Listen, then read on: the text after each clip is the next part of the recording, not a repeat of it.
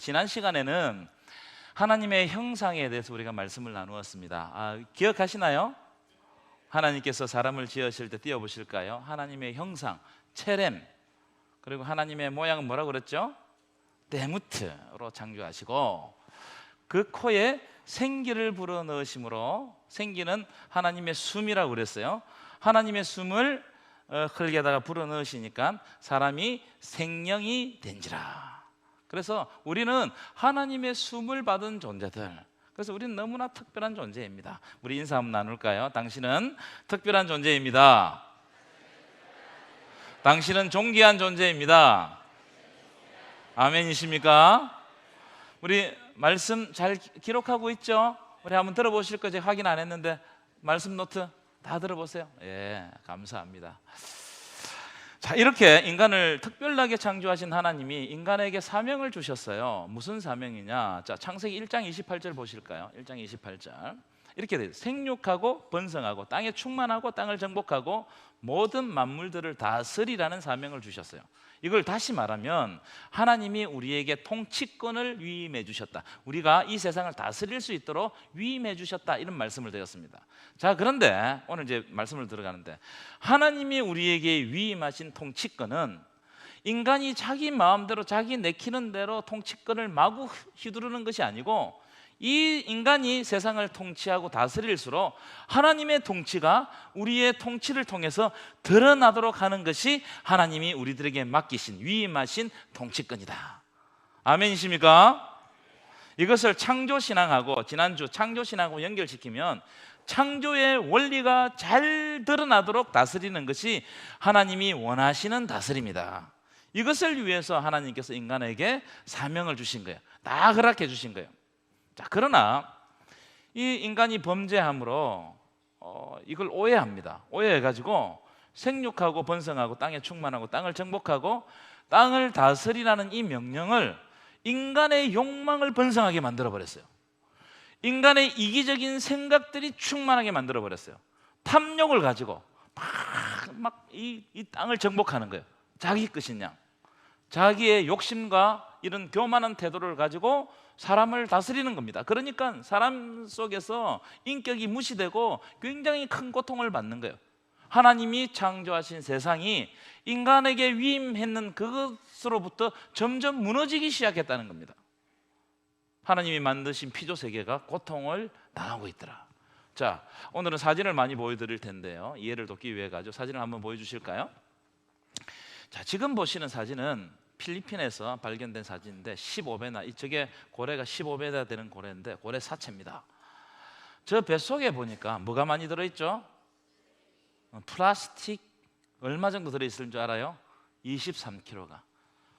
얘는 플라스틱 23kg는 굉장히 많은 양입니다. 무슨 말이에요? 이 고래는 이 플라스틱이 먹인 줄 알고 먹었다가 소화가 안 돼서 죽었어요. 비슷한 사진 하나 더 있습니다. 그 다음 사진 보여주시면, 이 사진도 거북, 바다 거북 사체인데, 여러분 바다 거북이 몇 년 정도 사는지 아세요? 아니, 바다 거북은 400년에서 500년 정도 산대요. 근데 이 거북이도 앞에서 고래, 말한 고래처럼 플라스틱을 먹고 비닐 같은 걸 먹고 소화시키지 못해가지고 고작 몇십 년 정도 살고 죽은 거예요. 지금 피조물이 고통당하고 있습니다. 그 다음 사진 보여주시면, 여러분 우리가 사용하는 플라스틱 빨대 있죠? 이 빨대가 바다 거북이의 코에 박힌 거예요. 저거 동영상 제가 봤는데 이 얘가 얼마나 아파하는지 몰라요. 저걸 빼주는 장면을 제가 봤어요. 우리가 무심코 먹고 버린 빨대가 바다에 흘러 들어가 가지고 그 애의 코에 박힌 겁니다. 그러니까 여러분, 플라스틱이 온 세상에, 온 바다에 차고 넘치니까 어떻게든 이 생명들이 고통을 받고 있어요. 그런데 이 동물들은 잘못이 있어요, 없어요? 없습니다. 그런데 이들이 희생되는 겁니다. 그리고 결국 그 미세 플라스틱을 우리가 먹는 거예요. 그렇죠? 자, 그 다음 사진 보여주시면, 이 사진은 어떤 사진이냐면 세계에 기름 유출된 사건들이 많습니다. 이 기름이 유출되니까 새들 몸에 새까만 기름이 막 범벅이 되어버린 사건입니다. 저렇게 기름이 범벅되니까 살겠어요, 죽겠어요? 고통당하다 죽는 거예요. 기름이 유출되면 새들도 죽고 물고기들은 떼죽음합니다. 그리고 그 밑에 바다 생물들, 해삼 뭐 이런 거 있잖아요, 해조류 다 죽는 거예요. 그다음 보시면 우리나라 태안에서도 기름 유출 사고가 있었어요. 지금 보시면 우리 왼쪽 사진 것처럼 이 태안의 이 바다와 해변이 시커멓게 변했습니다. 그래가지고 정부에서 자원봉사자들 모아가지고 전 국민들이 자원봉사해가지고 오른쪽 사진 있죠, 그죠? 그렇게 이 기름을 모은 거예요. 일일이 덮인 기름을 닦아냈어요. 회복하는데 몇 년 걸린 줄 아세요? 8년 걸렸대요. 8년. 근데 저걸 그대로 두면 100년 이상 간다는 거예요. 인간들 때문에 자연이 어마어마한 고통을 당하고 있어요. 자, 그 다음 사진을 보시면 이 사진은 무슨 사진? 호주 산불 사진입니다. 산불이 났어요. 여러분 어마어마했습니다. 호주 산불은 뭐 캐나다에도 산불이 있었고 미국에도 산불이 있었고 그리스도 있었고 우리나라에도 속초, 안동에도 산불이 있었죠. 산불이 일어났는데 이 산불이 한번 일어나고 나면 땅이 황폐해지는 거예요. 땅이. 사진을 계속 띄워주시기 바랍니다. 그 말고 앞에 거. 예. 왜 산불이 났냐 하면은 과학자들이 연구를 해보니까 지구 온난화 때문에 지구 환경의 밸런스가 탁 깨져버리는 거예요. 그래서 어떤 지역에서는 막 비가 어마어마하게 오는 거예요. 그리고 또 다른 지역은 가뭄이 막 어마어마하게 되는 거예요. 가뭄이 극심하게 되잖아요. 그러면은 이게 습도가 없어가지고 바람 불면 나무끼리 부딪혀도 불이 나버리는 거예요. 그래서 호주에 불이 났어요. 이 호주 산불이 얼마만큼 태웠냐면은 우리나라 대한민국의 면적보다 더 큰 면적을 태웠어요. 아무도 안 놀라네. 얼마나 더 태야 놀래겠어요, 여러분. 여기 이 산불 때문에 죽은 사람이 450명이에요. 그죠? 그리고 피신할 데가 없으니까 바다를 통해, 지금 오른쪽 사진 보세요. 바다를 통해 가지고 피신하는 겁니다. 갈 데가 없으니까. 자, 그다음 사진. 이때 죽은 동물이 몇 마리냐면 10억 마리. 죽은 동물이 10억 마리. 여러분 이게 얼마나 큰 고통인지 모릅니다. 자, 그다음에 그 외에도 남극과 북극의 빙하가 녹죠. 여러분 잘 아시죠? 그래서 세계 해수면이 급상승할. 이 지금 북극곰이 갈 데가 없어요. 온난화가 돼가지고 다 녹는 거예요. 여러분 이 온난화 해수면이 급상승하니까 지금 이제 다 녹으면 바다가 될 해안 도시들이 굉장히 많습니다. 제가 보니까 시뮬레이션을 보니까 부산은 다 잠겨요. 우리나라도 여러분 군산 이쪽으로 좀 낮다고 그래요. 다 잠기는 거예요. 여러분 이 문제는 자연만 고통당하는 게 아니에요. 사람도 고통당하고 죽습니다. 그 다음 장면 보여주시면 이 사진은 작년에 우리나라에 있었던 오송 지하차도 참사 현장입니다. 비가 갑자기 퍼부으니까 물폭탄이 떨어졌어요. 막 저렇게 물이 확 쏟아져 가지고 차도가 잠겼어요. 그 문제는 뭐냐면 저 차도 안에 있죠, 사람이 고립된 거. 차 안에 사람이 탄 거예요. 몇 명 죽었느냐? 14명이 죽었어요. 여러분 이런 그 피조물이 고통당하는 이 문제는 자연만의 문제가 아니고 인간의 문제다는 거예요. 인간의 문제. 이걸 우리가 직시해야 돼요.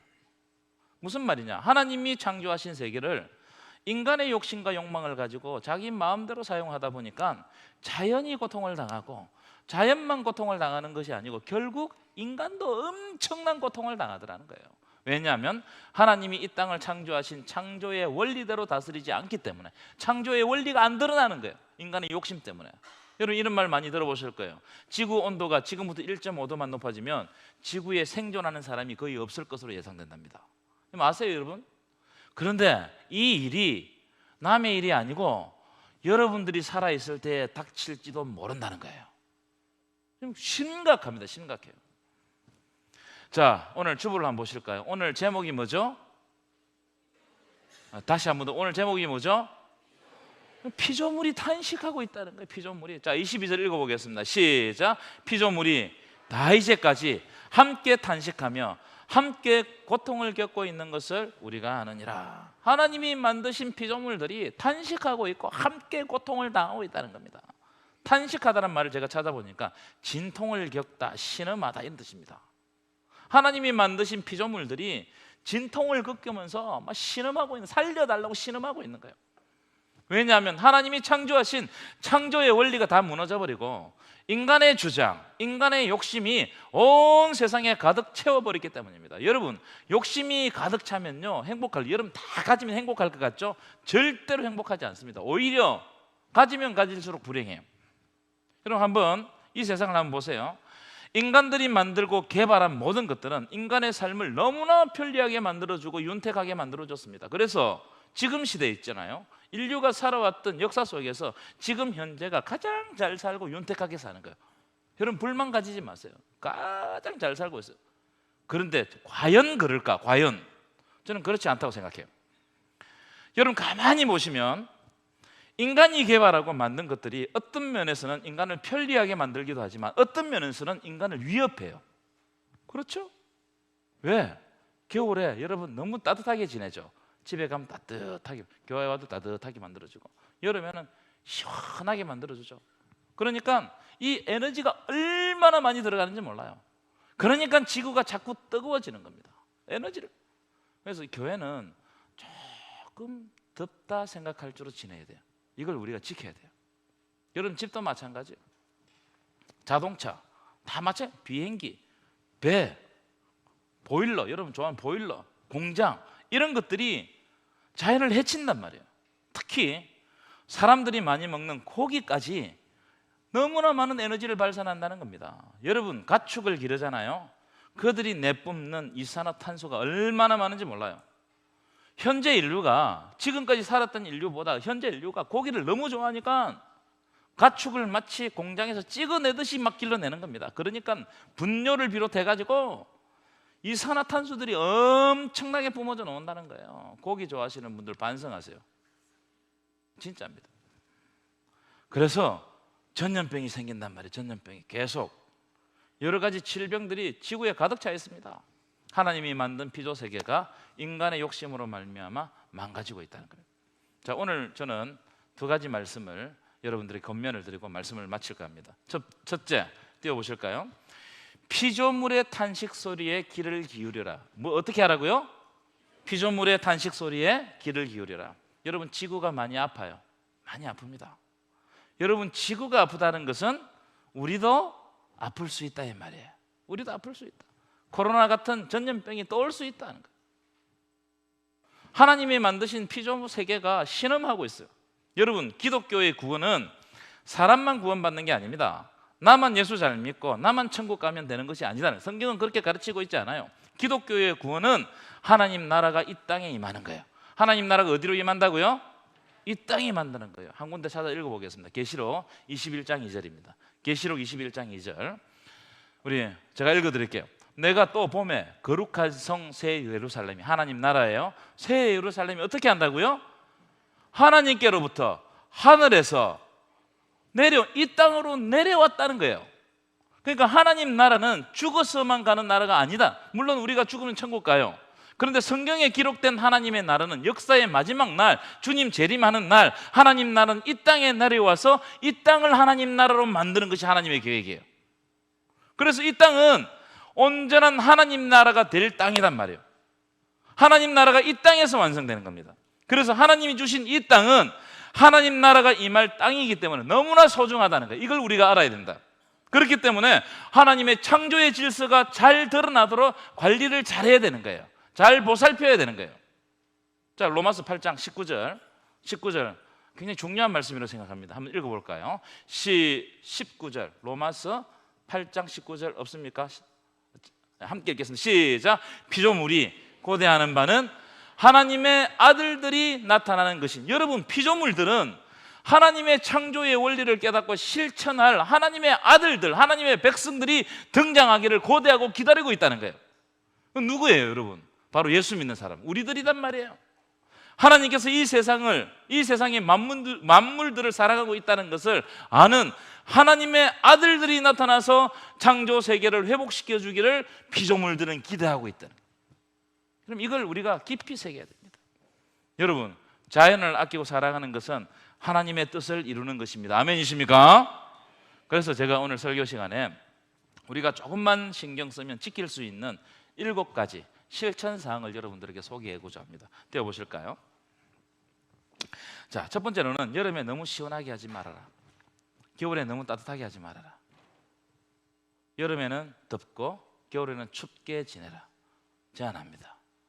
두 번째, 읽어볼까요? 시작. 그래서 여러분 텀블러를 사용하기를 권장합니다. 그래서 저도 오늘 텀블러 갖고 왔어요. 권장합니다. 이런 것부터 우리가 좀 지켜가자는 거예요. 세 번째 시작. 예, 여러분 쓰레기를 함부로 버려서는 안 됩니다. 지구가 신음해요. 재활용에 동참해야 돼요. 네 번째 시작. 여기 계신 어머니들 음식물 쓰레기를 줄이시기를 축원합니다. 다섯 번째 시작. 예, 우리가 할 수 있는 거예요. 전기와 물을 될 수 있으면 절약해라. 그 다음에 여섯 번째 잘 안 되는 거예요. 저도 잘 안 되는데 시작. 제발 좀 걸으세요. 제발 좀. 그러면 좋습니다. 일곱 번째 시작. 여러분 우리가 할 수 있는 일을 하는 것이 중요해요. 하나님의 아들들이 나타나서 피조 세계를 회복시키기를 원합니다. 아멘이십니까?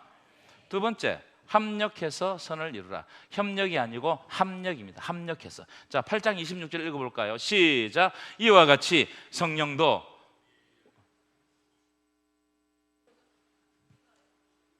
26절 8장 26절 아니에요? 제가 읽어드릴게요. 이와 같이 성령도 우리의 연약함을 도우시느니 우리는 마땅히 기도할 바를 알지 못하나 오직 성령이 말할 수 없는 탄식으로 우리를 위하여 친히 간구하시느니라. 성령께서 우리가 이 위기의 시대에 고통당하고 신음하고 있다는 것을 아시고 성령님도 말할 수 없는 탄식으로 우리를 위해 친히 기도하신다는 겁니다. 아멘이십니까? 우리는 기도할 바를 알지 못해요. 어리석어요. 하지만 성령은 우리를 다 아시기 때문에 우리를 하나님의 마음을 품고 우리를 위해서 기도하신다. 그래서 사도 바울은 믿는 사람들에게 합력해서 선을 이루라. 합력해서. 자 28절 읽어보겠습니다. 시작. 우리가 알거니와 하나님을 사랑하는 자 곧 그의 뜻대로 부르심을 입은 자들에게는 모든 것이 합력하여 선을 이루느니라. 아멘이십니까? 합력이라는 말은 함께 일하다 말이에요. 함께 일하다. 무슨 말이냐? 하나님의 창조 질서가 드러나도록 함께 일하라, 합력해라, 힘을 합쳐라, 이런 뜻입니다. 여러분 지난주에도 제가 말씀드렸지만 우리는 하나님의 형상입니다. 그래서 상대를 비방할 권리가 우리에게는 없어요. 우리가 해야 하는 것은 나를 통하여서 하나님의 형상이 잘 드러나도록, 그리고 이 세상 가운데 하나님의 창조의 원리가 잘 드러나도록 서로 힘을 합하고 하나 되고 합력하는 것입니다. 여러분 우리가 합력하면 하나님은 반드시 선을 이루게 하실 줄 믿습니다. 그래서 첫 번째, 여러분 이웃을 미워하지 마시고 사랑하세요. 왜냐하면 하나님의 형상입니다. 하나님의 형상. 실수하더라도 참아주세요. 그게 합력하는 거예요. 그리고 하나님의 형상을 사랑하듯이 하나님이 주신 만물을 보살피고 잘 관리해야 됩니다. 이걸 우리의 마음에 담아야 돼요. 우리는 청직이에요. 우리가 일을 하면 할수록 하나님의 뜻이 드러나야 돼요.